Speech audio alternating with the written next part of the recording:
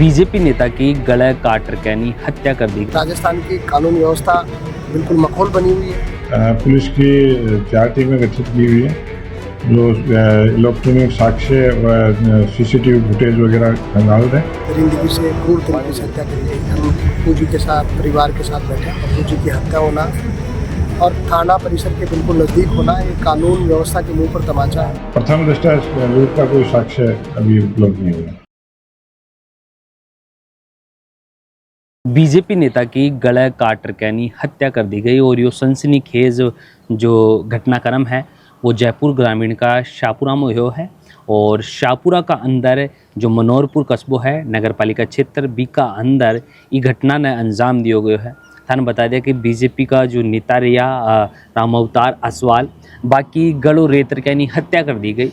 और यो फिलहाल में देश का मायने एक गमगीन माहौल बन चुके है क्योंकि तमाम जो सेंटर से लेकर यानी राज्य की सरकार है जी पार्टी से ताल्लुक रखा बी की जो सरकारा है और बी में जो एक बीजेपी का जो नेता है बाकी तरीका से गला रेत के नहीं हत्या करी गई है। ये तमाम चीज़ा निकल के नहीं आई है। सबसे गौर कर वाली बात है कि जो हाथ का ऊपर भी है जो धारदार हथियार सु बॉडी के ऊपर निशान पाए गए है। सूत्रा का हवाला से यह भी खबर निकल रही है। एक सबसे बड़ी बात है कि जब छोटा भाई से बातचीत करी गई तो छोटा भाई के द्वारा बताए गए श्रवण असवाल के द्वारा बताया गया कि रात में लेट नाइट तक जब वे घर नहीं पहुंचा तो वे काफ़ी ज़्यादा परेशान रिया। फ़ोन कराया वाने तो रामतार असवाल का द्वारा फ़ोन बाको कुन उठाए गयो तो जब फ़ोन बार बार में वे नहीं उठाया तो यह चिंता घबरा सी गई कि भाई आखिर क्या वजह है। तो फिर छोटा भाई खुद का बेटा ने भेजा कि जा बड़ा पापा ने देख रहा कि बड़े के कुछ हालात हैं। उसके बाद में जब बच्ची जो दुकान के अंदर जाने देखा है तो दुकान खुली रहे लेकिन बड़ा पापा जो है रामतार जी वे बड़े मौजूद नहीं रहे। तो वापस आके बच्चों खुद का जो रामतार जी का छोटा भाई ने बताया है कि पिताजी बड़ा पापा तो बड़े मौजूद को ना तो बोले कि दुकान बंद करके नहीं आ जा। तो फिर जी वे ताड़ो है जो ताड़ो अंदर की साइड में पड़े हो तो जो श्रवण असवाल हैं वे खुद का बेटा ने बताओ कि अंदर की साइड में ताड़ो है जो रखे होगो तो बी ने बड़े सु उठार के नहीं वो दुकान ने बंद करके नहीं आ जा। तो भतीजो है वो अंदर की साइड में ताड़ो लेवा गयो तो बी का बाद में देखे है कि जोर सु जो वो तस्वीर वो जो दृश्य दिखो भतीजा ने बी का बाद में वो चीख पुकार मचाते हुए खुद का पिताजी का यानी कि रामतार जी का छोटा भाई श्रवण असवाल कन पहुंचे और बड़े जार के सूचना दी कि बड़ा पापा को कोई गड़ो काट दियो। बी का बाद में तमाम घर का परिजन जो शव नलेर के नहीं और निम्स अस्पताल में पहुंचा जड़े माने मृत घोषित कर दिए गए। तमाम शरीर को जो पोस्टमार्टम है ये तमाम रिपोर्टा है जो अभी औपचारिक रूप से कोई का सामने आकुन पाई हैं।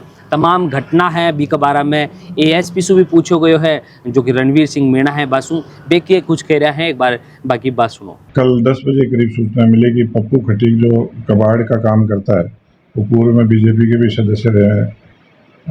उनकी कोई अज्ञात व्यक्ति ने गला रोट के हत्या कर दी थी। इसकी सूचना में मौके पर गए फिर हर बिंदुओं पर जांच चल रही है। पुलिस की 4 टीमें गठित की हुई है जो इलेक्ट्रॉनिक साक्ष्य व सीसीटीवी फुटेज वगैरह खंगाल रहे हैं। प्रथम दृष्टया तो कोई रंजिश तो है ही जिसकी वजह से ये हत्या हुई है। प्रथम दृष्टया लूट का कोई साक्ष्य अभी उपलब्ध नहीं हुआ। उनसे वार्ता हुई उनमें इन्वेस्टिगेशन संबंध में बात हुई थी। उनको बता दें कि हमारा इन्वेस्टिगेशन इस लाइन पे चल रहा है। अभी उनको इनकी मांगे अधिकतर एक नौकरी व अनुदान की मांग कर रहे हैं। उस संबंध में विचार कर रहे हैं।